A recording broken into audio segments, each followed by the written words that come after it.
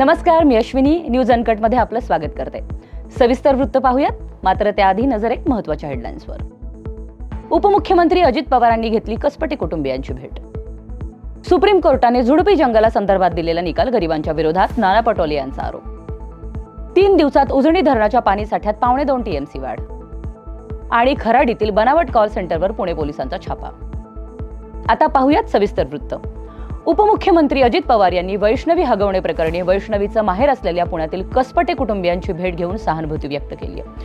ही घटना अतिशय वेदनादायक असून संबंधित दोषीवर कोणताही राजकीय हस्तक्षेप आढळवा न येता कठोर कारवाई केली जाईल असं आश्वासन त्यांनी दिलंय.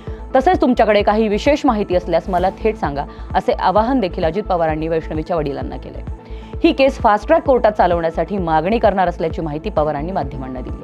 पाहूयात. मी त्यांना सांगितलं की मी कोल्हापूरहून संध्याकाळी आज येणार आहे. मी आल्यावर तुम्हाला भेटायला येतो. तुम्ही मनमोकळेपणाने तुम्ही असाल, तुमचे मिसेस असतील, तुमच्या घरातले जे कोणी सहकारी असतील त्यांनी मला स्पष्टपणे काही गोष्टी सांगाव्यात. येताना मी सीपींना पण सांगतो तिथे यायला. जे तपास करतायत त्यांनाही तिथं बोलवतो. अजून काही वेगवेगळ्या पद्धतीची माहिती असेल तर ती पण दिली गेली पाहिजे. त्याच्यातनं अजून एक व्यक्ती पुढे आलेली आहे, त्यांचा आडनाव चव्हाण म्हणून आहे, ज्यांनी आपल्या इथल्या छोट्या बाळाला आणत असताना चुकीच्या पद्धतीनं काही गोष्टी केलेल्या आहेत. ते रेकॉर्डवर आलेलं आहे. त्यांच्याबद्दल पण टीम पाठवल्यात. काल पहिल्या 3 होत्या, आम्ही वाढवायला सांगितल्या. वाढवल्यानंतर सीपींनी सांगितलं होतं त्या सगळ्या टीमलाच की आज जर ते मिळाले नाही तर मग म्हणले ज्या काही पुढच्या गोष्टी करायच्या ते मला नाईलाज असताना कराव्या लागतील. आणि मग सगळ्या वेगवेगळ्या जे फोन आहेत ते फोन बदलत होते असं पोलिसांचं म्हणणं.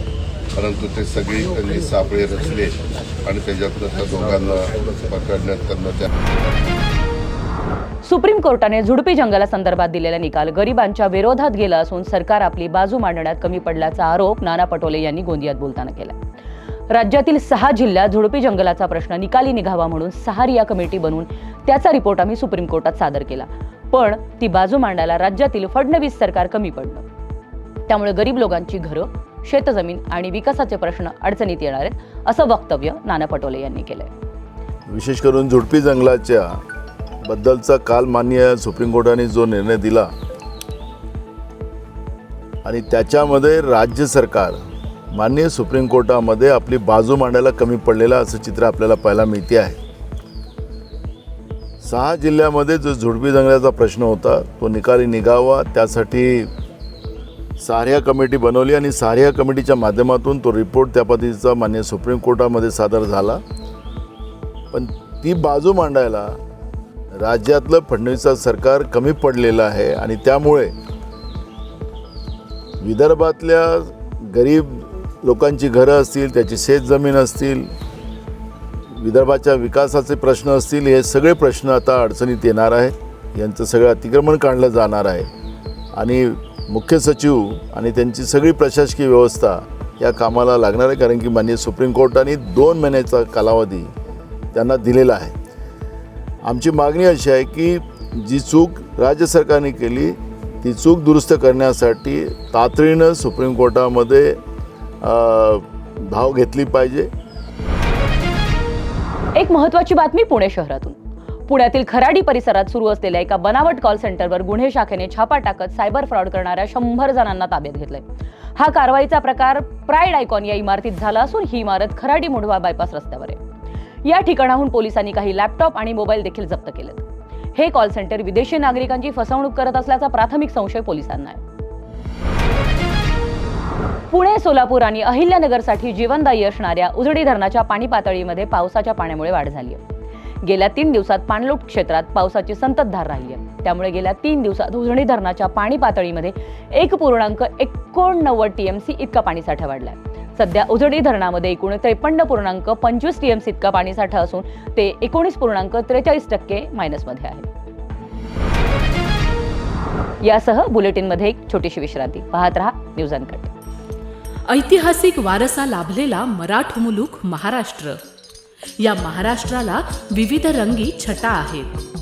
साहित्य, कला, पर्यटन, नृत्य, भाषा, संत परंपरा अशा विविधतेने तो नटलेला आहे. हीच गौरवशाली विविधता जपत स्वरंग मराठी केवळ महाराष्ट्राच्या सांस्कृतिक संहितेपुरते मर्यादित न राहता समकालीन नवकल्पनांवर आधारित कार्यक्रमांद्वारे मराठी मनोरंजन विश्वात स्वतःची एक अनोखी जागा निर्माण करत आहेत. मराठी मनोरंजन क्षेत्रातील उत्तम दिग्दर्शक, लेखक आणि निर्मात्यांच्या प्रतिभेचा पुरेपूर वापर करून मनोरंजनाचा आगळा वेगळा रंग उधळण्यास आम्ही सज्ज आहोत. स्वरंग मराठीचे उद्दिष्ट मराठी मनोरंजन क्षेत्रामध्ये मनोरंजनाची वहिवाट सोडून, रूढीवादी पद्धती तोडून मनोरंजनाचा समृद्ध अनुभव प्रदान करून देण्याचा आहे. म्हणूनच यात विविध पद्धतीचे मनोरंजक आणि माहितीपूर्ण कार्यक्रम स्वरंग मराठीवर बघता येतील. शेवटी एकच, धकाधकीच्या जीवनात धांगडधिंगा करण्यापेक्षा बसूया, हसूया, गाऊया, जगूया. नाती गोती श्रावण मोती गावामधले जीवन तरंग. नाती गोती श्रावण मोती गावामधले जीवन तरंग. चला जोडूया, चला पाहूया, जशी संस्कृती तसा स्वरंग. विश्रांतीनंतर पुन्हा एकदा स्वागत. उर्वरित काही महत्त्वाच्या बातम्यांवर एक नजर टाकूयात. मिळालेल्या गुप्त माहितीच्या आधारे अमरावतीच्या फ्रेझरपुरा पोलिसांच्या डीबी पथकाने व्यंकय्यापुरा कॉम्प्लेक्समधील रहिवासी शेख वसीमच्या घरावर छापा टाकून 690 ग्रॅम गांजा जप्त केला. गांजासोबतच एक तलवार, 3 चाकू आणि 2 विदेशी चाकू अशी शस्त्रे जप्त करण्यात आली आहेत. शेख वसीम या आरोपीविरुद्ध फ्रेझरपुरा पोलीस ठाण्यात NDPS आणि शस्त्रास्त्र कायद्याच्या कलमाखाली फौजदारी गुन्हा दाखल करण्यात आलाय. गांजाची जी कारवाई केली, DG ऑफिसच्या आदेशाप्रमाणे आणि पोलीस आयुक्त चावडिया साहेब यांच्या मार्गदर्शनाखाली आपण गांजा विरोधी, अंमली पदार्थ विरोधी तसेच दारू विक्री करणारे, दारू तयार करणारे हातपट्टीवाले यांच्याविरुद्ध आपण आता कडक मोहीम राबवित आहोत. आणि ज्यावेळेला आम्ही DP पथकाचं पेट्रोलिंग करता दरम्यान त्यांना अशी गुप्त बातमीदारामार्फत माहिती मिळाली की शेख वसीम शेख हसन व 19 वर्ष त्यांना व्यंकय्यापुरा हा त्याच्या राहते घरातून गांजा विक्री करीत आहे. अशी माहिती मिळाल्यावर आम्ही लागलीच घटनास्थळी जाऊन त्या घराची घरझडती घेतली असता आम्हाला 690 ग्रॅम गांजा मिळून आला. तो आम्ही ताब्यात घेऊन तसेच तिथे आम्हाला आणखी शोध घेतला असता एक तलवार आणि 5 चाकू मिळून आलेले आहेत. ते देखील आम्ही जप्त केले आहेत आणि NDPS ॲक्ट तसेच आर्म ॲक्ट अन्वये आरोपीवरती गुन्हा दाखल केलेला आहे.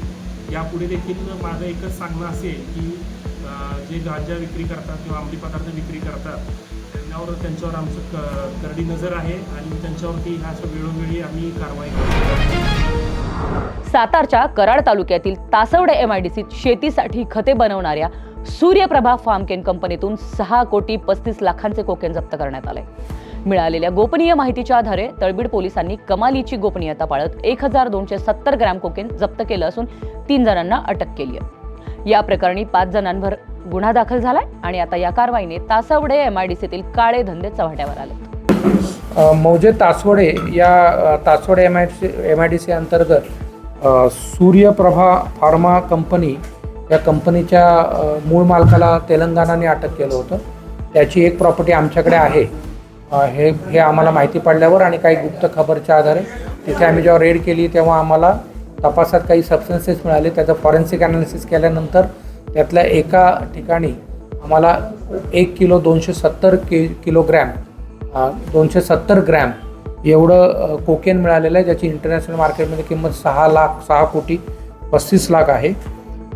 त्या कारखान्याचं जो मूळ मालक आहे अमरसिंह देशमुख, जो आमचा मूळ आरोपी आहे, तो तेलंगणाने ऑलरेडी अटक केला अल्प्राझोलमच्या केसमध्ये, वेगळ्या एका बॅन सबस्टन्स केसमध्ये.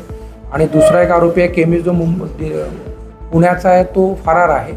परंतु या ठिकाणी असलेले केमिस्ट श्री पडवळ आणि 2 इतर आरोपी, असे एकूण 3 आरोपी अटक केलेले आहेत. तपासात त्यांना आज अटक केलेले आहे. उद्या कोर्टाचा प्रोड्यूस होईल आणि PC घेऊ. मूळ आरोपी जो तेलंगणाचा आहे त्याची तिकडची PC संपल्यावर आमच्याकडे जो गोंदिया जिल्ह्यातील मोरगाव अंतर्गत येणाऱ्या वनक्षेत्रात रात्री गस्ती करणाऱ्या वन कर्मचाऱ्यांना एक बिबट्या मृतावस्थेत आढळून आलाय. घटनेबाबत नोंद घेऊन नवेगाव बांध येथे बिबट्याचे शवविच्छेदन करण्यात आलंय. आपसी झुंजीत बिबट्याचा मृत्यू झाल्याचं शवविच्छेदनानंतर स्पष्ट झालंय. बिबट्याचे वय अंदाजे 6 ते 7 वर्ष असून तो नर प्रजातीचा होता. यासह बुलेटिनमध्ये एक छोटीशी विश्रांती. पाहत रहा न्यूज अनकट. महाराष्ट्राला फार पूर्वीपासून अत्यंत गुणी खेळाडूंचा एक समृद्ध वारसा लाभलेला आहे आणि हा वारसा पुढे जपत प्रत्येक नवी पिढी आपल्या देशाला नव्या दमाचे नवे खेळाडू अजूनही देते आहे आणि यापुढेही देत राहील. क्रीडा विश्वातील हेच नाविन्य ओळखत आणि ते जपण्याचं उद्दिष्ट घेऊन सादर करतोय क्रीडेच्या जगतात एका नव्या दृष्टिकोनाने डोकावण्यासाठी एक हक्काचं ठिकाण AGC स्पोर्ट्स. आता तुम्ही म्हणाल कितीतरी आहेत, तुम्ही काय वेगळं देणार? तर आम्ही घेऊन येत आहोत महाराष्ट्राचं पहिलं संपूर्ण मराठी स्पोर्ट्स चॅनल. मराठी प्रेक्षकांसाठी कबड्डी, फुटबॉल, खो खो, मल्लखांब अशा ग्रामीण तसंच शहरी भागात प्रसिद्ध असणाऱ्या यासारख्या अनेक खेळांचं थेट प्रक्षेपण, तज्ज्ञांचं विश्लेषण आणि स्थानिक खेळाडूंच्या प्रेरणादायी कथा इथे पाहायला मिळते. आजपर्यंत आपले खेळ जागतिक स्तरावर पोहोचले नाही, पण आता मात्र ते बदलणार. आम्ही स्थानिक खेळाडूंना मोठ्या संधी देण्याचा संकल्प केला आहे. मराठीमध्ये जगभरातील स्पोर्ट्सचे सर्वोत्कृष्ट कव्हरेज मिळवण्यासाठी AGC स्पोर्ट्सला आजच जॉईन करा. तुम्ही आयोजित करत असलेल्या छोट्या छोट्या स्थानिक, जिल्हास्तरीय किंवा राज्यस्तरीय स्पर्धांना एक ग्रँड लुक देण्याकडे आमचं लक्ष असेल. रोज पहाटे उठून आपल्या खेळाची प्रॅक्टिस करणारे, ऑलिम्पिकसारख्या स्पर्धांमध्ये पदकं मिळवण्याची स्वप्न पाहणारे आणि त्यासाठी भरपूर कष्ट घेणारे असे विविध भागांमधले गुणी खेळाडू हे असतील आमचे हिरो. चला तर मग आपल्या खेळाला आपली ओळख देऊया.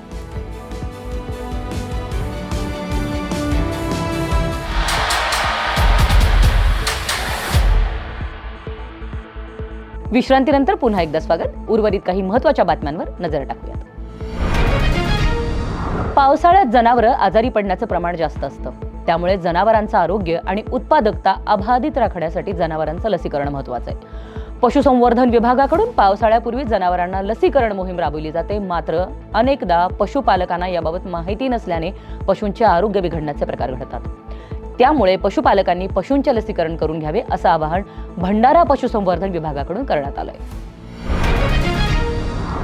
पिंपरी चिंचवड महानगरपालिकेच्या स्वच्छ भारत अभियानाच्या दाव्याची पोलखोल झाली आहे. खराबवाडी ते चाकण मार्गावर ठिकठिकाणी साचलेल्या कचऱ्याने नागरिकांचं आरोग्य धोक्यात आलंय. गेल्या 19 दिवसांपासून या मार्गावर महानगरपालिकेची कचरा उचलणारी गाडी फिरकली नसल्याने खराबवाडी हे नाव आता कचऱ्यामुळे आणखीन खराब झाले. अशा भाषेत स्थानिक नागरिकांनी आपला संताप व्यक्त केला. या गंभीर समस्येवर त्वरित तोडगा न काढल्यास तीव्र आंदोलन छेडण्याचा इशारा नागरिकांनी दिलाय. हवामान विभागातून महत्त्वाची बातमी आहे.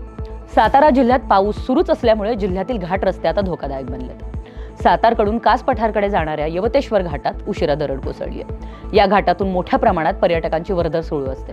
तसेच कास बामनोली गावाकडे जाण्यासाठी हा मुख्य रस्ता असल्याने पर्यटक आणि प्रवासी या मार्गाचा सर्रास वापर करतात.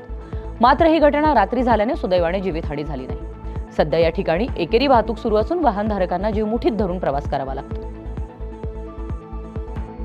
या बातमीसह बुलेटिनमध्ये इथेच थांबूयात.